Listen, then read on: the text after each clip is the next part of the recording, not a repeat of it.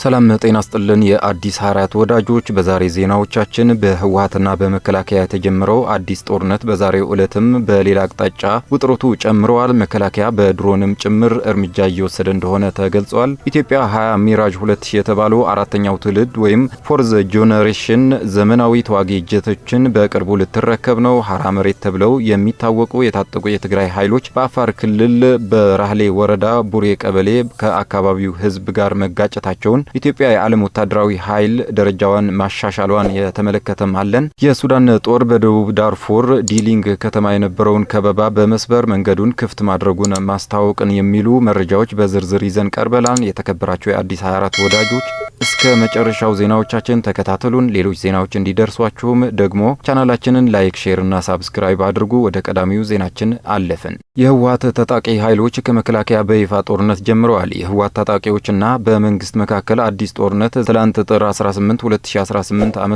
በጸለምቲ ውጊያ ጀምረዋል። ምዕራብ ግንባር አርሚ 11 ኮር 113 የተባለው የህወሓት ታጣቂ ተከዘን በመሻገር ጸለምቲ አካባቢ ማይተክሊትና ማይዳጉሻ በሚባል ቦታ በመግባት መከላከያ ላይ ጥቃት ለመፈጸም በይፋ ጦርነት ጀምረዋል። የአካባቢው ነዋሪዎች እንደገለጹት ከሆነ በአሁኑ ሰዓት በእነዚህ ሁለት ስፍራዎች ከፍተኛ የተኩስ ድምጽ እየተሰማ ሲሆን ድርጊቱ በአካባቢው ማህበረሰብ ላይ ከፍተኛ ስጋት መፍጠሩ ተገልጿል። ውጊያውን ተከትሎ መከላከያ ግብረ መልስ የሰጠ ሲሆን ተከዘ የተሻገረው ኃይል ተመቶ መመለሱንና መበተኑን የተገለጸ ሲሆን በዚህ ውጊያ የደደቢት ክፍለ ጦር ሎጂስቲክና አንድ የሬጅመንት አዛዥ ተማርኳል ተብለዋል። ብሬንና ድሽቃ ጨምሮ በርካታ ትጥቆችም ተማርከዋል።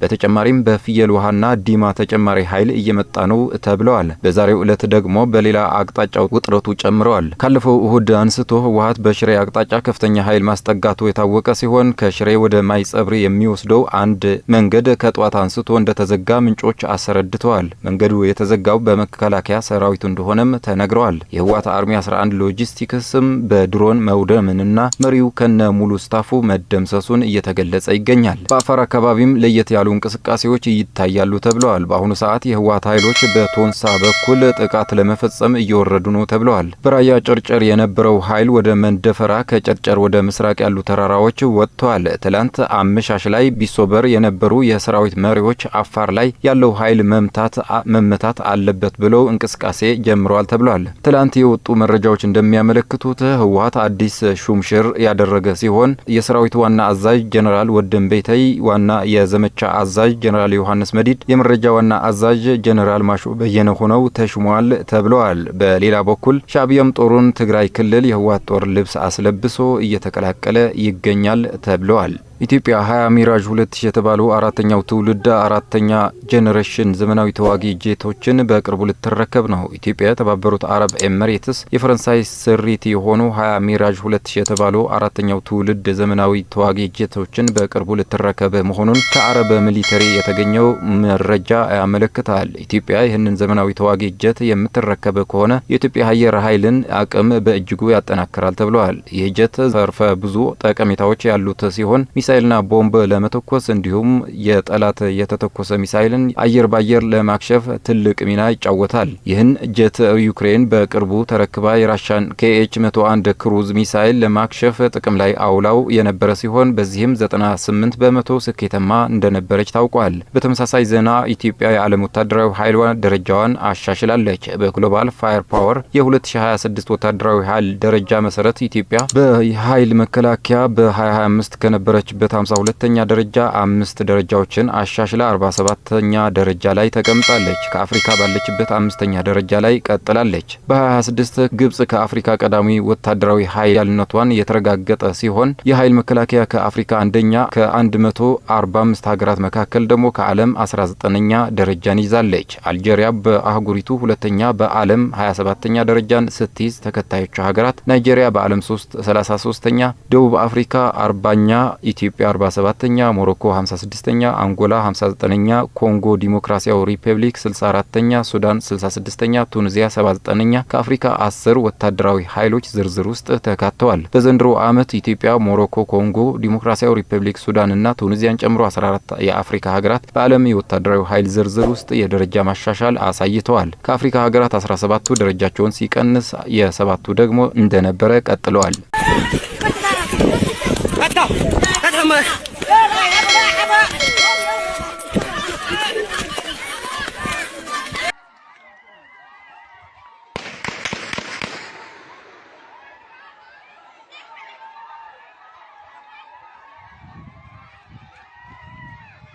በኢትዮጵያ የፌዴራል መንግስት እንደሚደገፉ የሚነገርላቸው የታጠቁ የትግራይ ኃይሎች በአፋር ክልል ከልበቲ ረሱ በራህሌ ወረዳ ቡሬ ተብላ በምትጠራ ቀበሌ ለመስፈር በዝግጅት ላይ እንዳሉ ከአካባቢው ሕዝብ ጋር ትላንትናው ዕለት በግጭት ውስጥ መግባታቸው ታውቋል። የአካባቢው ነዋሪዎች እንደገለጹት ሀራ መሬት በሚል ወረዳችንን የግጭት ቀጣና ለማድረግ እየተንቀሳቀሱ በመሆኑ ሕዝቡ በተቃውሞ እንዲመልሱ አድርጓል ብለዋል። በታጣቂዎችና በቀበሌው ሕዝብ መካከል በተነሳ ግጭት ሁለት ሰዎች በጽኑ መቁሰላቸውን ተናግረዋል። በፌዴራል መንግስት ድጋፍ የሚንቀሳቀሱት እነዚሁ የታጠቁ የትግራይ ኃይሎች ሀራ መሬት በሚል በአፋር ክልል ከለበቲ ረሱ ሰሜናዊ ዞን በአባላና በመጋሌ ወረዳዎች ሰፍረው እንደሚገኙ የደረሰን መረጃ ይጠቁማል። ቀደም ሲል በዚሁ ሰሜናዊ ዞን ኩነባ ወረዳ ሀራ መሬት ለመስፈር በዝግጅት ላይ እንዳሉ በተነሳ ህዝባዊ ተቃውሞ አካባቢውን ለቀው መመለሳቸውን ጨምረው ተናግረዋል። ከህወሓት የተገነጠለውና ራሱን ሀራ መሬት ብሎ የሚጠራው ኃይል በህወሓት ላይ የተቀናጀ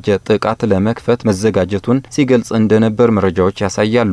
ቡድኑ በዚህ ዓመት መጨረሻ ትግራይን ሙሉ ለሙሉ ለመቆጣጠር እቅድ መንደፉንም በይፋ አስታውቋል። የትግራይ ክልል ጊዜያዊ አስተዳደር ፕሬዝዳንት ጄኔራል ታደሰ ወረደ በይፋ በፌዴራል መንግስት ይደገፋል ብለው የጠሩት ይህ ታጣቂ ኃይል በህወሓት ላይ የተቀናጀ ጥቃት ለመክፈት መዘጋጀቱን የፈረንሳይ ሚዲያዎች ዘግበው ነበር። ከመቀሌ በስተ ምስራቅ 110 ኪሎ ሜትር ርቀት ላይ በምትገኘው ላኮራ አቅራቢያ ከሚገኙ ግንባሮች አንዱ አዛዥ የሆኑት ሸዊት ቢቶ በአመቱ መጨረሻ ትግራይን እንቆጣጠራለን ሲሉ ለዜና ምንጮች ተናግረዋል። ጄኔራል ታደሰ ግን ይህ የታጣቂ ኃይል ጥቃት ከከፈተብን ትንኮሳው ከፌዴራል መንግስት ወይም ከአፋር ክልላዊ መንግስት እንደተደረገ እንቆጥረዋለን ሲሉ መናገራቸው ይታወሳል። የሀራ መሬት አመራሮች ከፌዴራሉ መንግስት ምንም አይነት ድጋፍና እገዛ እንደማያገኙ በተደጋጋሚ የሚናገሩ ቢሆንም አፍሪካን ኢንተለጀንስ ከወራት በፊት ባወጣው አንድ ዘገባ ቡድኑ በፌዴራል መንግስት እንደሚደገፍ ጠቁመዋል። በመጨረሻም የሱዳን ጦር ዛሬ ባወጣው መግለጫ በደቡብ ኮርዶፋን ግዛት በምትገኘው ዲሊንግ ከተማ ላይ ለተደራራቢ ወራት ተጥሎ የነበረውን ከበባ በመስመር መንገዱን ክፍት ማድረጉን አስታውቋል። ጦሩ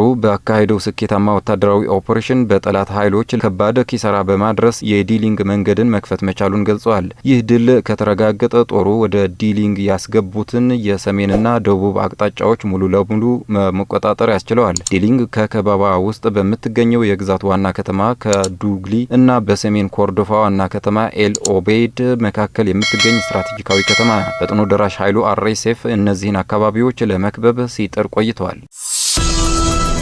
የተከበራችሁ የአዲስ 24 ወዳጆች ዜናዎቻችን እነዚህ ይመስሉ ነበር። ሌሎች አዲስና ትኩስ መረጃዎች እንዲደርሷችሁ ቻናላችንን ላይክ፣ ሼር እና ሳብስክራይብ በማድረግ ቤተሰቡ ይሁኑ።